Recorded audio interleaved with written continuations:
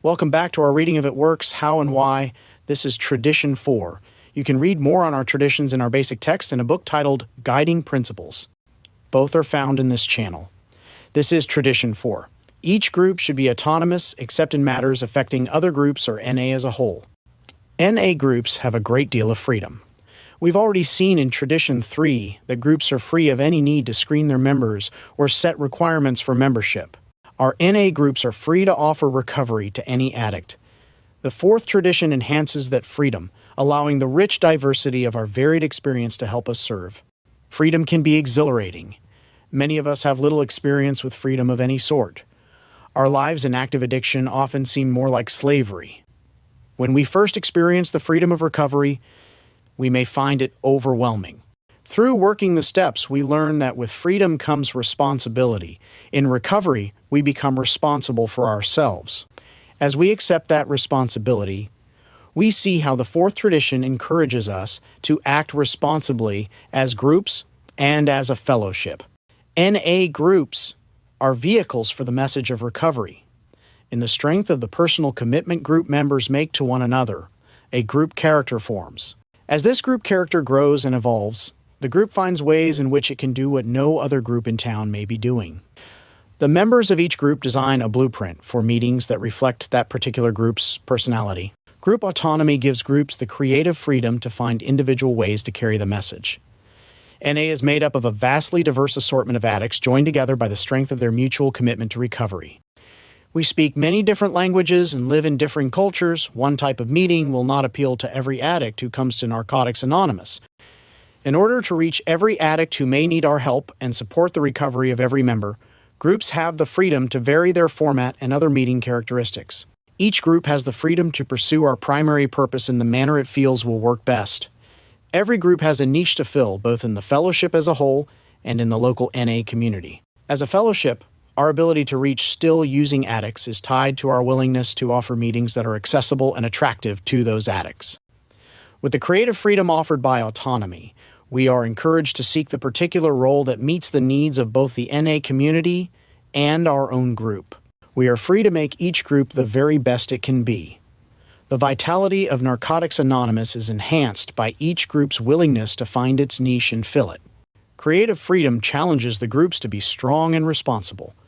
Members may support many meetings with their attendance, but most make a commitment to support one group in particular. Members grow in their personal recovery when they take responsibility for their lives.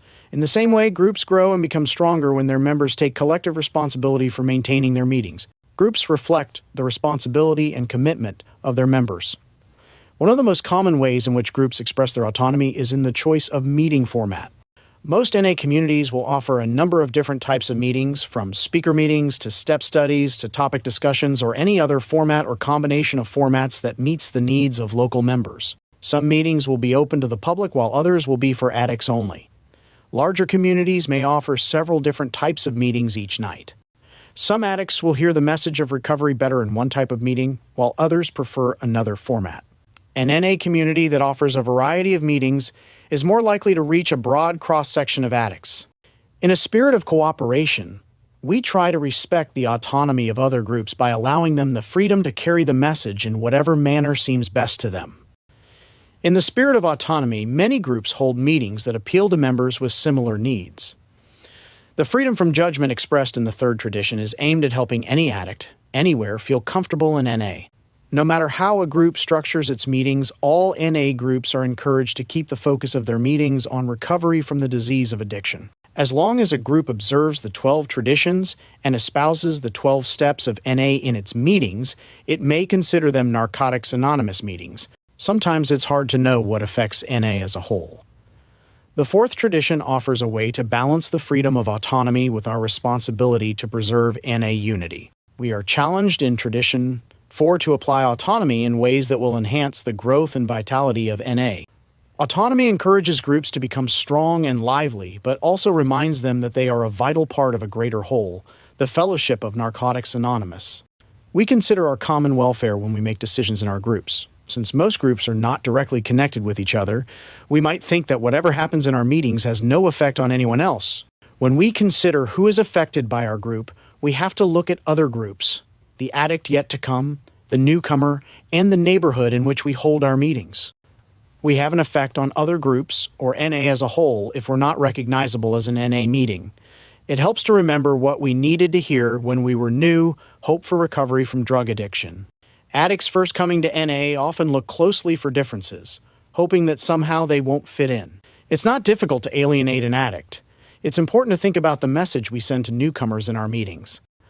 Thoughtful consideration of our primary purpose may help ensure that meetings will be available for those addicts yet to come.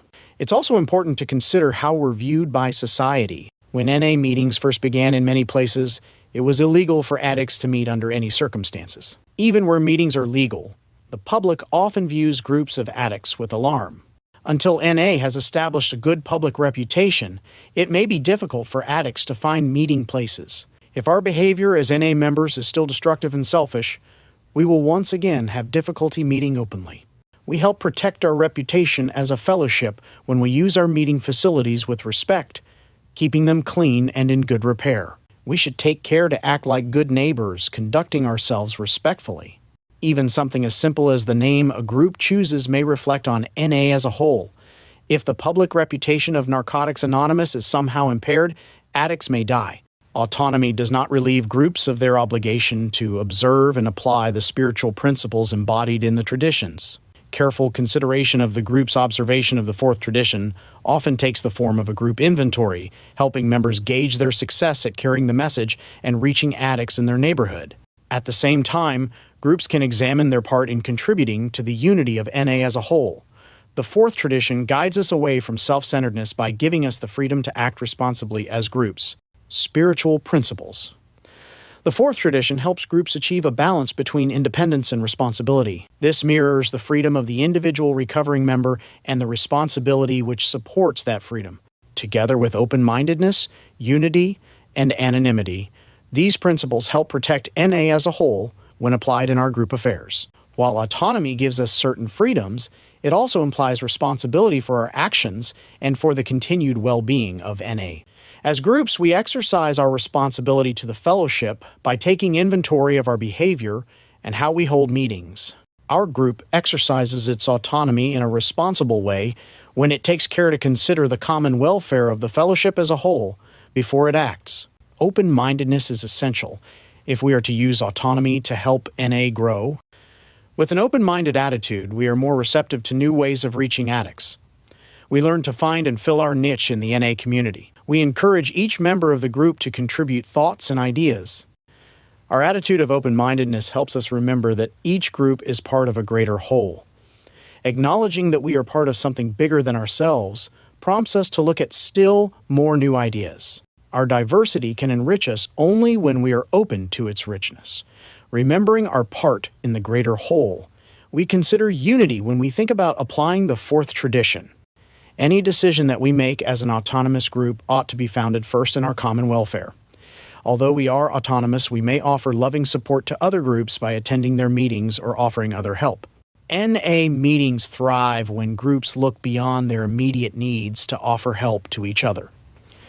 Love is the principle that guides us to see NA as a greater whole. This impacts our responsibility as autonomous groups.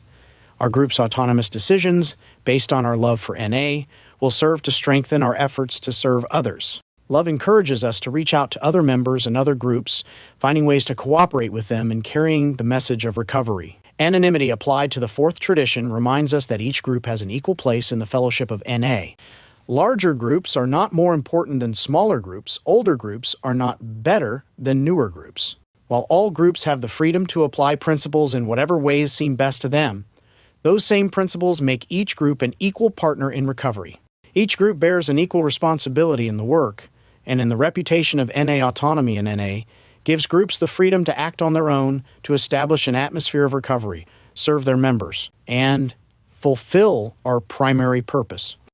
The responsibility that balances our autonomy reflects the principles expressed in the first three traditions. Preserving the unity of the NA fellowship comes first.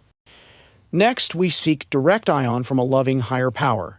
Then, we hold meetings that welcome everyone with a desire to stop using. Healthy, vital groups are essential to the growth of Narcotics Anonymous. Groups provide a place where we can offer our most basic service, one addict reaching out to another with the message of recovery. Without our autonomous groups, we would be unable to fulfill our primary purpose. Thanks for listening. We move on to Tradition 5,